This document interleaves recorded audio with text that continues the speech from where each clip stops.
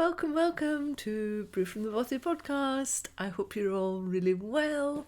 It's been a great 2 weeks. I've spent a lot of time crafting and fiddling with wool and yarn and spending time with friends and just like having a really nice creative time of it. And I've got loads to show you because I have done so much stuff. I've managed to cram loads of crocheting and knitting time into the last couple of weeks, which always makes me so happy. So let me start with what I am wearing. I don't think I've worn this to show you. I think I showed you when I finished it, but I don't think you've actually seen it on. This is the Astrid pullover jumper.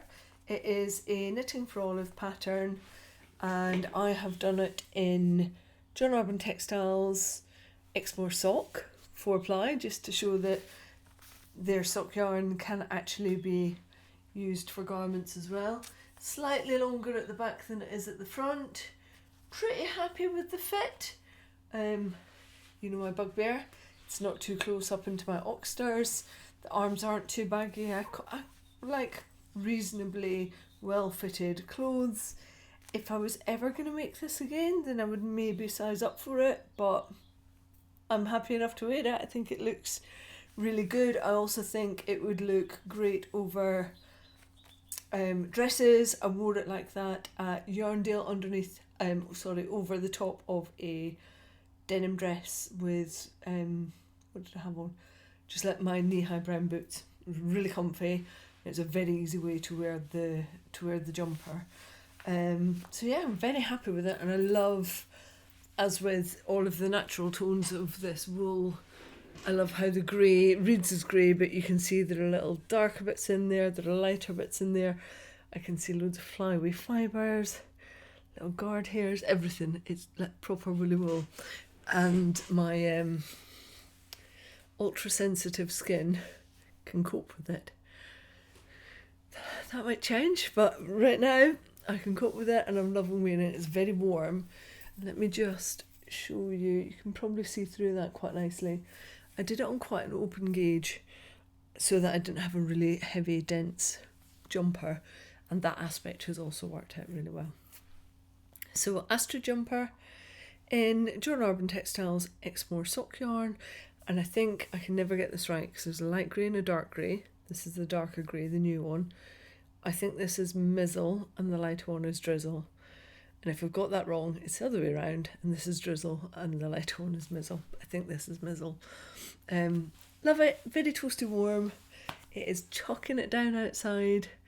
My heater hasn't yet clicked on. I'm very Scottish, and it's not allowed to come on until it gets to 15 degrees or colder in the Bothy.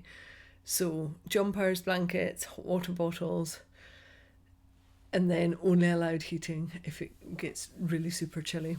So this is doing its job. I'm really nice and toasty today out here in the Bothy. Let me have a quick slurp. I promise not to make a noise, or try not to. Right. Thoroughly recommend this pattern, by the way. It's comes in loads of sizes. It's really easy to do.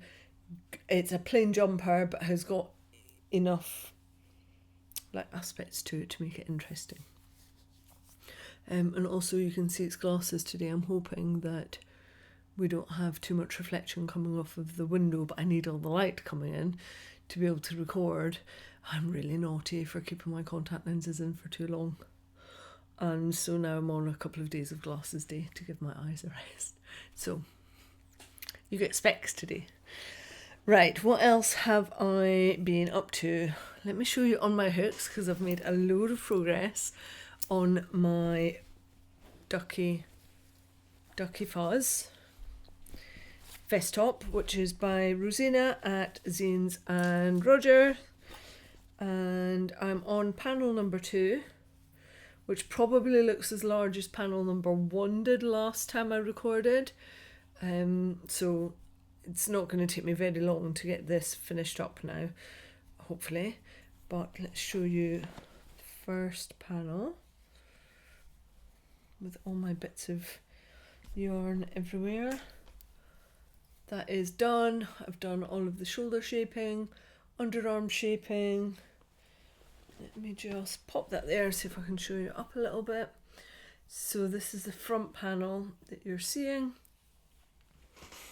and that is going to fit really nicely, shaped round to the underarm, and then it's going to have a load of ribbing here to add extra length, and I'll decide how long I want that ribbing once I've sewn up the shoulder tabs and added all the other bits and pieces to it. But you can see roughly where the front is coming to, and yeah, I'm really pleased with it. I can't wait to wear it because I think again this is going to be really lovely and warm. It's brushed alpaca by Drops I'm using, and I'm really not using a lot. I think this front panel used, yeah, let me just show you. That's what's left of my third ball of brushed alpaca drops for the front panel. So then back panel another 3, and probably ribbing 1 to 2, I would have thought. I might do a crocheted rib on this one, just because this is super floofy, and being able to find ribbed stitches in crochet in something this floofy might be quite difficult. This is a yarn substitute that Rosina suggests, but I just think that knitted rib will also allow me to make it longer if I need longer and adapt it that way, given that I want to make sure that I get it just the right height on my hips. So it might be that I do a little bit of crochet rib around the collar and the arms, or I might do 1 by 1 knitted rib for all of it. We'll see. To be determined when I get to that spot, probably in about 7 to 10 days time. But I'm really looking forward to wearing that. In my head I've got it that I'm wearing it underneath a denim shirt with like rolled up sleeves and my big chunky green boots and jeans, so double denim and a bit of green in there as well. So yeah, looking forward to getting that on and having more crocheted garments in my wardrobe, because I have a lot of knitted garments and don't have that many crocheted ones, so I really need to up my game on that a little bit. Another slurp, trying to keep myself at a good temperature today. Right, so that is what is on my hooks. A load of stuff has come off my hooks, but I can't tell you about it because it's all for commissions. Just to say that I have now finished all of my commissions for 2025. Woo! I got the last one written up through tech editing last week, and that feels really good to know that everything that I'm working on now is for 2026. So I've still got lots of commissions that I'm working on, but they're all for next year. So I feel very like on it, ahead of the game, like I'm organised. But nothing I can show you because commissions I can't show you until they're live. But I will be able to show you one in December and one in January. Very excited about them as well, so that's cool. And what else we've got on my needles? So slightly off my needles. Last time, my lovely The Sun top that I will never wear, I told you I was going to see if my mum wanted it. I spoke to her the next day. She doesn't have a lot of my makes because she doesn't really like proper woolly wool that much, and I told her about the jumper and she was like, oh, if you want to show it to me, and I did the reverse on the WhatsApp video and all I heard was, ooh. I was like, well, that's a good sign. I've actually made something that my mum likes. So she's got it and I'm going to insert a photo. She's already wearing it. She got somebody to take a photo of it so I could show you her actually out in the wild wearing The Sun jumper, and it suits her way more than it suits me. She even had an orange dotted scarf that goes with it as well, so she's made up, is wearing it, is enjoying it. It's still a little bit scratchy for her, but she's wearing long sleeve tops with it. So yeah, although it was a bit of a disaster from my knitting perspective, my mum's getting loads of wear out of it, so perfect. And she's actually wearing something that I have made. My dad had a couple of jumpers that he wore that I made him, and this is the first one my mum's got, so that feels good. what else have we got? We have got off my needles. I said it was going to be a palette cleanser, and it was so quick to make. This is, let me just get it right so I can make sure that I'm giving you the right information. This is the Spiritual Guardian Cowl by Katt Weaver. I'm going to show you it without giving loads of the pattern away. It comes in different sizes and you can use 2 different weights of yarn, one with fluff, one without. I did without and didn't use either of the weights of yarn that she suggested. Instead, I used West Yorkshire Spinners Fable, which is a mix of wool, alpaca and mohair. I think it's all British. So you can see it's got these little flyaway bits in it. And it's done exactly what I wanted it to do, which is you've got some definition in the cables, but they're a little bit softened out by the blend of the fibres that I've got in this.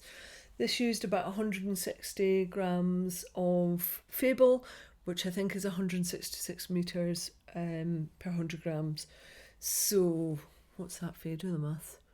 Probably about 250 metres of like an Aran worsted weight yarn. Now, I don't normally take to cables that well. It's not usually a technique that I enjoy doing.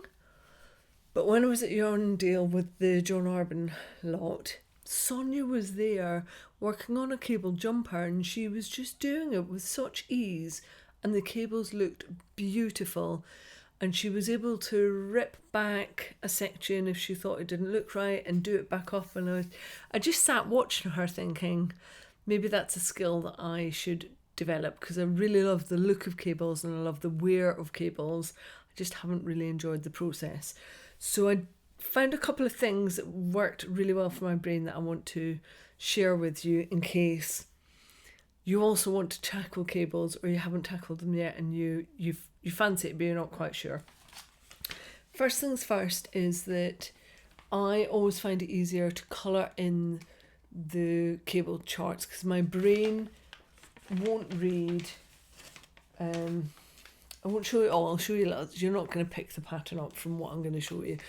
My brain wouldn't read just black and white as what is the right leaning cable and what is a left leaning cable. That just wouldn't happen for me, and I would find it and I have found it in the past a really intense process to keep on having to go back to the key every single time it's a cable portion of the pattern because I want to get it right and I'm quite considered about it, and I find it a really intense process. So what I did this time, and again I'm trying to not show you any of the pattern, but if I keep my hands over parts of it, if it was left leaning I coloured it all in green, and if it was right leaning I just boxed it out in the red, and that just gave my brain a really quick ready reckoner for okay, I think I know what I'm doing. And by the time I'd got halfway through my first sets of cables, that colour recognition was working really well for me. And then my brain could quickly see if the box was covering 2 or 3 stitches. So then I knew what type of cable I was doing and whether it was one that had pearls in it or not. So just by taking a couple of minutes to filter out the pattern chart and assign a colour to it, it really sped up my ability to make cables, and I really enjoyed it because of that, because I found it easy. So that was something I found really helpful. The other thing that I found really helpful, sometimes I think cable needles are a bit bulky and footery and I don't really enjoy working with them. And I showed you these little tools that I got from my friend Deb at Find Me Knitting. I said when I showed you these last time that I will probably find more uses for them. I used this as a cable needle and it was perfect. Even with the chunky yarn, at no point did my stitches fall off the bit on the end, and I was able, because it's got quite a nice point on it, I was able to just like scoop a couple of stitches, put them front, put them back, and the point would kind of drop down point ways. So I never lost a stitch, but it was just really quick and easy. And also when I was not using this, I was able to just leave it, kind of insert it into the beginning of I'd put it at the round start, but it would just sit there and it's really light and it wasn't affecting anything. And if I put it that way, then because I'm working in the round, I was never getting hit with it. It wasn't snagging on anything. It was just such a perfect way of using a cable needle without using a traditional cable needle. So that's not to say that I'm just going to be doing cables all the time, but 100% this pattern has really built my confidence in cabling, and it means that I will probably be happy to tackle something that's a little bit bigger. I don't think I want anything that is more demanding than this, but I probably would happily try something bigger now, which is what it's all about. Test a technique, see if you like it, do more of it if you like it. So if you haven't tried cabling, thoroughly recommend this one. I did just 2 pattern repeats, that was it. Really didn't take very long because of the chunky yarn that I chose, and I'm really happy with the result. Let me show you it on. It does everything that I wanted it to do. Like, I wanted just a big hug of a cowl, winter jacket up, collar up, or if we're out walking and it gets really bitter, like being able to properly snuggle down or pull it up and around me. This is what I wanted out of a cowl. Now, of course, when I tried this on just before I started recording, it fell in the most beautiful way and didn't look like I was wearing a pumpkin. And now it's not holding in quite the same way, but it's doing everything I wanted it to do. It's more bulk at the back to keep the back of my neck warm, and it's just like, it's really luxurious feeling as well. It's lovely. But I think more importantly, it's kind of ignited a feeling like I could do more with cables. I don't think I'm ever going to be a cable and wear cable designer. It's not my thing, but I really enjoyed making it. So palette cleanser being done, whisked through, and then I'm going to do my next one, which I think I showed you the colours. I'm going to do this pattern again, but this is with West Yorkshire Spinners Colour Lab, and this one is Lang Yarns Zen, which has got a mixture of merino, alpaca and silk in it. And I'm going to hold those two double, and this is going to be a cowl for my bestie. This is going to be one of her Christmas presents. So I liked it so much, I'm doing it again. I'll pop links down below in case you want to have a look at the cowl and you want to give it a test out yourself. Like I say, if you've never done cables before, because a lot of the cables are repeated in the same place, it's a really good one for just building up confidence and knowledge with, and giving it a little try. And if you do it in chunky yarn or an add-on weight like I have, you'll be done in no time, and hopefully you enjoy the process too. Right, more tea.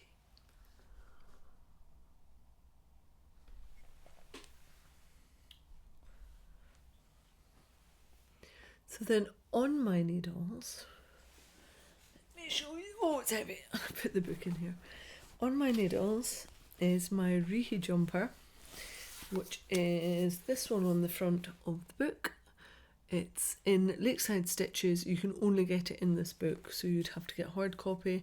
I don't know if a download copy is available as well. And the designer is Ronya Hacaletto, and this is published by Cozy Publishing. Really like their books. Now that I'm working from this pattern as well, I can see that it works up really nicely. It's well charted. I like the way the design has been laid out. I like the way the pattern has been written. I'm loving everything about this. Let me show you how much I'm loving it. It's ridiculous. I'm making it in Drops Soft Tweed, which also so nice to work with. It is lovely and soft. And this is a mixture of, where are you? Wool, alpaca and viscose. And I told you last time that it just had colour numbers, but actually when I went back and checked, This one is called Raven. Ravens and barn owls, my favourite birds. So, and given that I'm into hibernation mode, like, bring on the autumn raven in me. I'm loving working with this colour, and I love even more that it's called Raven. And after today, I'm going to shove a little progress keeper into my jumper once I've shown it to you. And it's a raven. I picked this up at the weekend. Little raven progress keeper that's going into it. It's not a dark side. I really love, like, the mystery behind ravens as a bird. I love them. Right, are you ready? I've made so much progress on this in my drop soft tweed. I only started this on Saturday afternoon. So I had Saturday, a little bit of Saturday and some of Sunday to work on it. And look at the progress I have made. Oh, I love it, I love it, I love it. The yarn is working up really well. Let's see if I can get this around. I love the slight tweediness of the yarn and the way that that's blending between them all. I did do the colour matches, swatches I talked about last time round, because I wanted the raven colour closest to my skin rather than the green. The raven's better. The green, I'm quite rosy faced, and the green right up at my face would just be too much, but the raven is good. So I swapped the colours out. It wasn't difficult to do, and now this is closest, and then that raven colour will also be the sleeves and the main body as well. So I'm really looking forward to getting to that point. Like, I'm enjoying the colour work. And again, I would say, if you're new to colour work, or if you've done a little bit and you fancy doing a jumper, I thoroughly recommend this jumper. It's very intuitive. The stitch patterns are really easy to memorise. Some colour work has more colour changes in it within the round.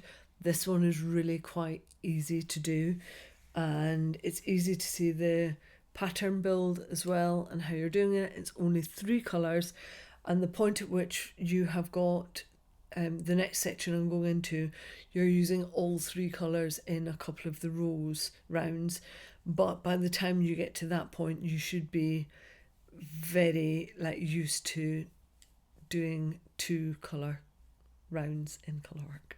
That's a tongue twister. I'm really enjoying this. I like this green. I just wish that Drop Soft Tweed came in a rusty colour, because if they did, 100% that green would be a rusty colour instead. They don't. It's a bit of a limited palette, but I really wanted the raven colour, so I went with it, and I wanted to do it all in the same yarn.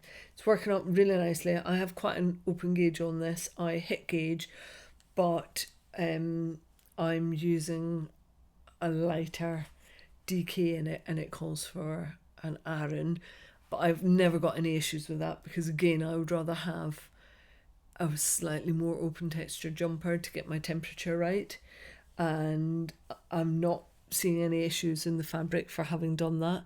And I've hit stitch gauge. I'm not sure I've hit round gauge. I'll check that in a little bit, but I can see through the fabric, but not in a bad way, and I can't really see any colour coming through from the other side from the unworked yarn. So I'm really happy with how this is working up, and I didn't want to put it down yesterday.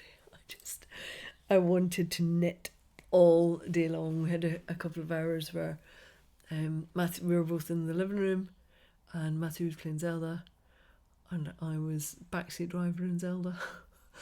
And we had nice music on, we were singing along together, and I was knitting on this, and it was just like, it was a very nice, wholesome weekend for us. So I don't know how much of this I'll have done for next time, but if we base it on how much I've done in the last, over the couple of days in the weekend, it will be quite far on, because it's really quick to knit. and I'm just loving it. And I'm not somebody who gets annoyed with just doing stocking stitch round and round and round. I actually really enjoy the mindlessness of that knitting. It's quite often what I look for in knitting, because it's not really a creative process at that point for me. I'm able to do other things, think about other things, and work on a project. But I really enjoy the colour work. So that is Rihi by Ronya Hakaletto, and it's in Lakeside Stitches. And if you haven't tried drop soft tweed before, honestly I would say give it a whirl. I got this from Wool Warehouse, and it was reduced down from £4.60 for 50 grams down to £2.80, and I'm really not using a lot of it. I've only just gone into my second ball of Raven, and I'm going to manage to do all of the colour work in 50 grams of the green and 50 grams of the light grey.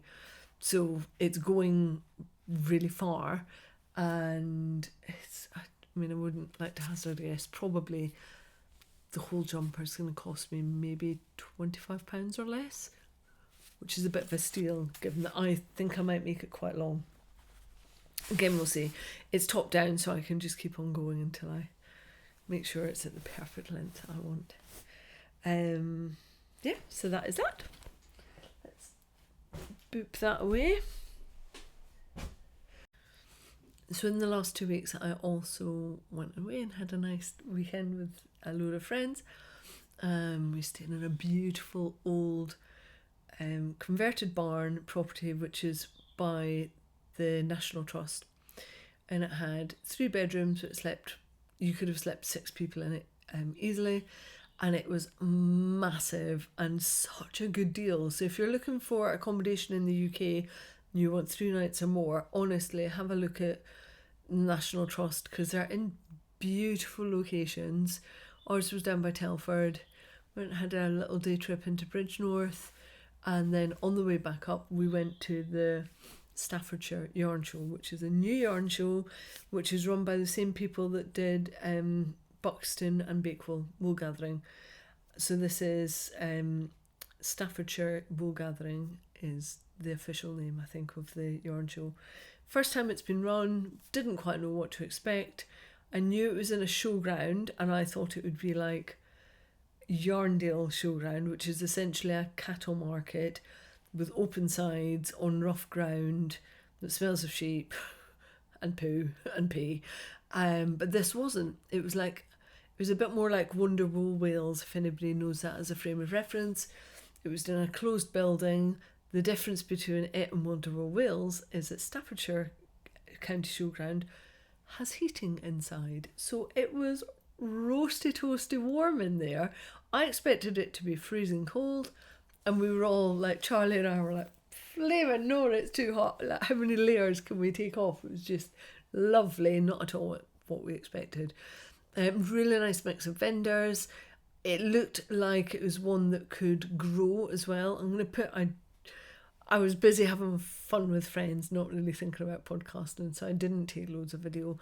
The bit that I've got a pop-up here, which I took from the mezzanine above, so you can see like what the layout is of the actual show itself. But I really enjoyed it. We thought we might be there for a couple of hours. We arrived at 12. We didn't leave till 4. We were like late in the day getting out. So 4 hours spent at the yarn show that we thought we'd be there for a couple of hours, and I saw everything. Now, this is what I bought. I have been on a mission to try and find a yarn advent, because a commission that I have just done, and I can't give you too much information about it because it won't be released until January, I absolutely love the stitch pattern that I came up with for it and the colour combinations. And as I was making this thing for the magazine, I was thinking you need to be a blanket, and in particular you need to be an advent blanket. So I've been having a little look around the internet, but what I didn't want was like a really heavily variegated advent, which a lot of them tend to be. And I just got to a point where it was like, when something comes to me, it will come to me, but something will appear for me. And I spoke to a yarn dyer at the show, and I really liked her colours. She's a localish yarn dyer. I think she's about 20 minutes away from me, but she doesn't do advents, and she said she could do one. I was like, that feels like a lot of hassle for you, just for me to do one advent for a design. And then I went to a stand, and I think her name is Bev, and her company is Boo Knits, and she's retiring, and she just had like all of her patterns out. She was selling off samples, beautiful samples. She had pulled together yarn and patterns together, and she was selling them off in bulk. I found a little secret stash of massively reduced yarn down underneath the samples, and I got about 700 grams. I haven't got it all here because I've just remembered about it. I got about 700 grams of Malabrigo for a ridiculous price, but there was one bag, and I was like, oh, what's in this one? And she went, oh, it's my advent. And I was like, oh, okay, do you mind if I open up the bag and have a look? So the advent is by Green Tea Yarns, which is an Australian dyer. Never heard of them before, but they do really beautiful colours in quite a luxurious base. So this 100 grams was 50% silk, 50% merino. The colourway is called the Dove. This was at the top of the advent bag. And then when I took out the advent, you know when you just know that something was absolutely meant for you? I'm actually going to put this on and wear it because like, I cannot believe that this was, it was literally, it was sat there waiting for me. This was 100% what I was looking for, and I couldn't be happier with it. So it is 25 20-gram minis, 50% silk, 50% merino. The shine and sheen on this is beautiful. I cannot wait to get my hooks into this and to start working on this advent blanket. It is going to be absolutely stunning, and not because I want to make you all jealous, but just to show you the kind of what she was charging for stuff. This, the 25 minis and this 100 gram skeins was £60. It was just meant to be mine. Oh, I love how dirty, grungy, beautiful it is. Oh, I can't stop petting it. It's sat to the side of my desk for days on end now, and I just keep on picking it up and wearing it and petting it because there could not be a more appropriate advent palette for me than this. It's like the dyer at Green Tea Yarns knew this was going to come to me. I'm just, oh my god, I bloody love it. I love it. So this is going to be an advent crochet blanket. I don't know when I'm going to start it. There's the little naughty bit in my brain is going, you could have this out for Christmas. If you worked really hard, Faye, you could have this done. We'll see where that takes me to. I need to get a load of work off the decks first, but I've, like, blessed is how I feel about coming across this for this price. I bought quite a lot of stuff from Bev because you've got to help a girl out when she's trying to retire and sell all her yarn. So what I'm backing this up with as part of the blanket, because I don't want the colours to just run into each other, is this kind of snowy white grey colour, which is from Kettle Yarns, and it is the same meterage, but it's a slightly different blend, and it is silk and is it merino or BFL? Silk and BFL.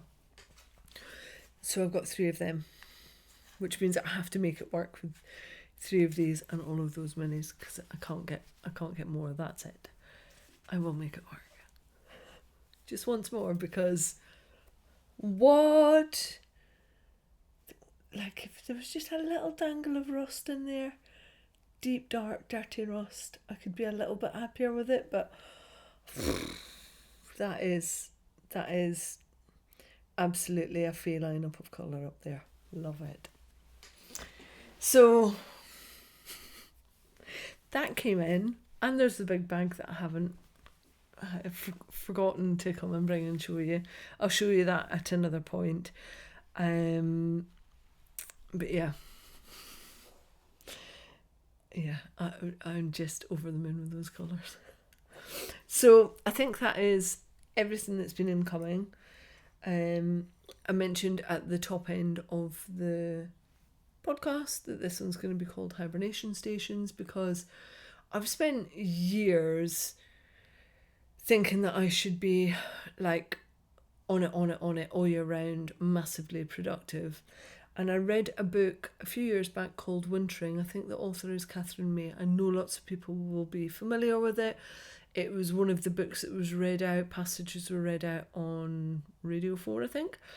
And it's a book that had quite a profound effect on me, realising that I can't just keep on creatively pushing myself 12 months of the year, and that my natural season for like regaining my energy and my love and fervour for what I do is to make sure that I recharge my batteries like October, November, December. That's my time where I've usually done most of my deadlines, because I'm very deadline orientated, but also I come out of the traps on the 1st of January. Like, one, I'm Scottish, and Hogmanay is everything to Scots. It's a massive deal, and I know it isn't for lots of people, but for me, that 1st of January is like clean slate, let's go. And I'm like, woohoo, let's go, come on, next year, come on, let's go. And I, like, for 3 months, that first 3 months of every year, I smash it out of the park. The next quarter's good, and then by the time I get to the final quarter, the final 3 months of the year, I'm like running on empty. But the way that I now deal with that, because I don't hate the way that happens, is I now just kind of snuggle down for the 3 months, and I still work, but I just work not a slightly different, reduced pace, and I just do it under duvets and with podcasts on and films on, and I just kind of lighten up on myself and what I expect of myself, and that really, really works for me.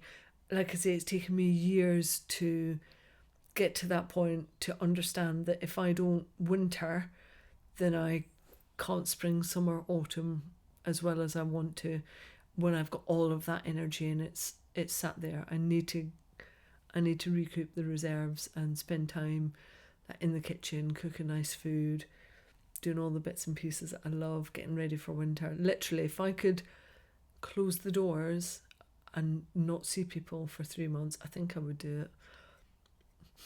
That's naughty, but I do. We have got no commitments in the whole of November. We've got nobody coming. We're not going to see anybody. I couldn't be happier. Genuinely, I'm a little homebody. I could not be happier that we've got an expanse of free weekends where we don't have to be beholden to anyone or anything. Like, yes. So I am in full hibernation station. I've been sat doing work, like crocheting on designs from the sofa for last week. I had BBC iPlayer up on my computer screen that I'm recording here on. I was watching the latest David Attenborough programme on Asia. Beautiful. Recommend it if you can get hold of it. And I loved that. I had a blanket on me and I had a cat on me. Like, that is hibernation station perfection for me, and I am going to keep on. I don't really like this term, but I can't think of anything else. I'm going to keep on leaning into it because it really makes me happy, and I can feel myself like energy pumping back up again, ready for Hogmanay when I come flying out the traps, ready to go again. So that's where I'm at. All the business is done. I've got a rest month, like a chilled rest month of November coming up. before we get into some of the kind of festivities. Not that we do a lot for that, but there are still expectations. So pleased to have a hibernation month ahead of me. That is everything from my end. Are you hibernating too? Let me know. Where are you at? I'm sure there must be other people that don't hibernate at this time but find other times. Like, I'd love to, if you're in the southern hemisphere, does that hit into your, because it's winter time, is that what you do in what would be our summertime? Or is your hibernation station like June, July time? What do you do? I'd love to know. Right, enough waffle. Really nice to have you with us. Hit the like and subscribe button if you can. It really helps. Genuinely really helps. If you don't do anything else, hit the like button. That would be really marvellous. Thank you. I'll see you in 2 weeks' time with who knows how many finished objects. Thank you. I am moving.